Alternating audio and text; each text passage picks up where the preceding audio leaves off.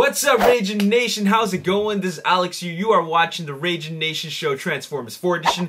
This is just a web series where we're talking about all things that matter to me for production of the 4th installment of a live-action Transformers film franchise directed by Michael Bay. This is update number 113, and we gotta talk about toys because some new toy images have surfaced. But before I do that, I want to say a big shout out to David, 10-year-old David, aka Diamond Dave. I just want to let you know that I checked out your video and I think it is awesome. I love the energy, I love the enthusiasm and excitement, and I'm so happy to know that you are doing something that you really love. So keep up the good work and keep doing your thing, buddy. Alright?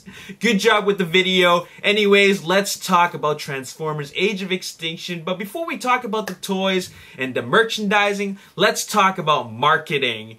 And in a previous video, I had showed you that we just saw some new official renders of Optimus Prime and Bumblebee from the company UOB because they're doing some tie-in promotion with Transformers Age of Extinction. Now, there's another company called Valero, and they're giving away a 2014 Chevy Camaro, which is the Bumblebee that we're going to see in Transformers Age of Extinction. But we get to see a very close look at those same images from UOB, except in high res. First, let's take a look at Optimus Prime, and the only image that I got from the site is that we get to see a much closer look, a much more detailed, high-resolution look at Optimus Prime, and it is so detailed. I love the way he looks, and once again, just like I said before, this is a very different from the Optimus Prime that we used to know.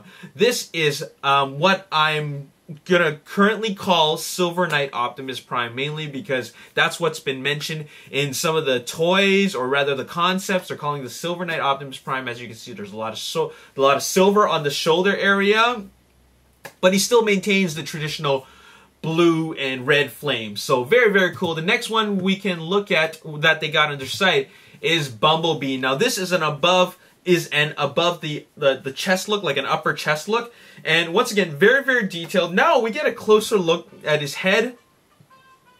Okay, hold on one second. Hold on a second. Hello? Hello? Hi? Hi? Yes?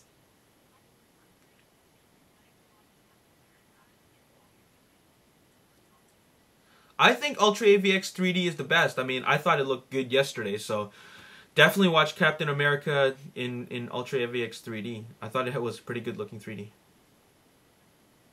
It's a post-conversion, but still, it definitely, I felt that the depth, the depth was actually quite well done. Yeah. Alright.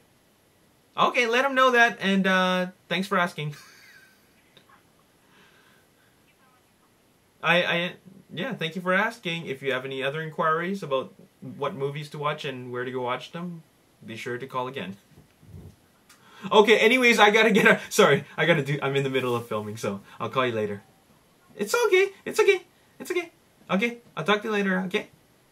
Okay, bye. Okay, so we got a close look at Bumblebee, and what's very interesting is that, just like I mentioned before in the previous video, his head is all rounded off, and if you really take a close look, those two panels that go up, they're actually down. Okay, so probably they'll go up later on, but this is the first time that I've seen them down, and it's very, very interesting to see that happen. Of course, Bumblebee still retains his same face look. We got the eyes, we got that circle mouth thing, and which suggests that he's still not going to talk.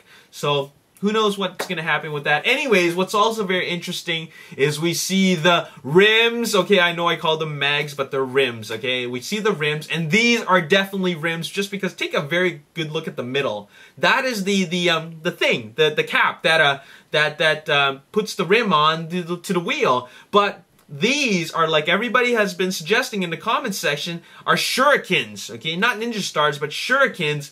But I'm just thinking, how do the spikes materialize from the rims? That's pretty crazy. I mean, if things are just going to materialize, that's kind of like mass shifting in a way, which they claim was not going to take place in the movie. But I mean, those rims are huge. They're giant, but I'm curious how he's going to use them. Is he going to use them as a shield, or is he going to throw them at people? If he throws them at people, then and he has to transform back into a car, technically speaking, he's not 100% complete vehicle. He's got to go back and get his shuriken back.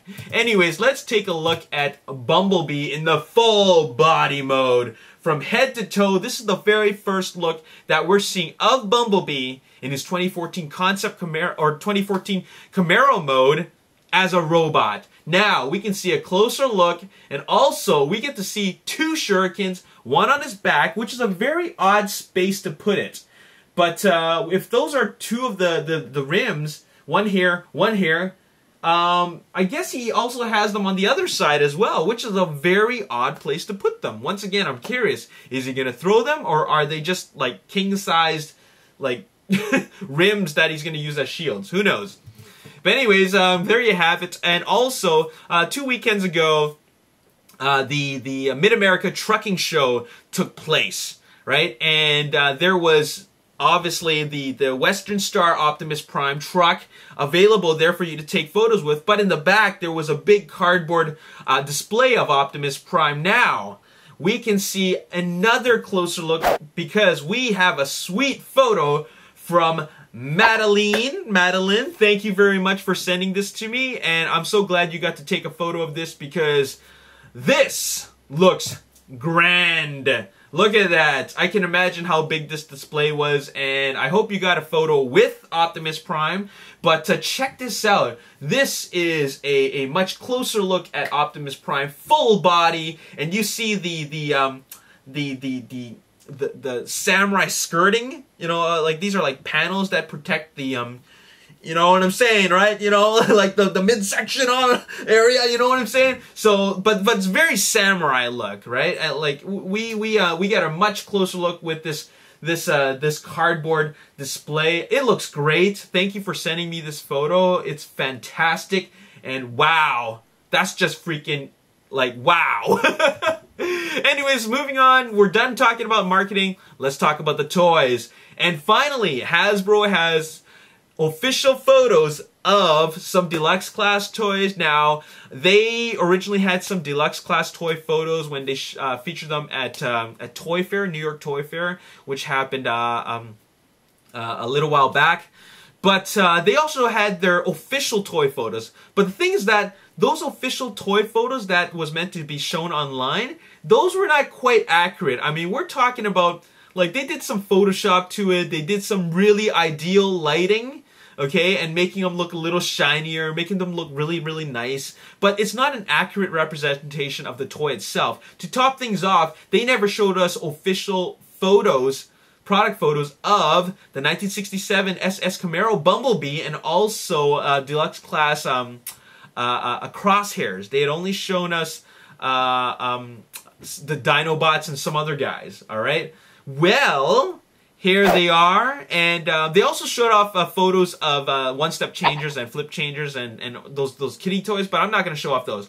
But you know what, here they are, but let's first show off Scorn and, as a robot and a Dinobot. And like I said before, I am liking this, okay? I understand why they decided to go make him a red color, but he's very cool. I love the way he looks, even as a robot and a Dinobot mode. But what's very interesting is that his second sail disappeared.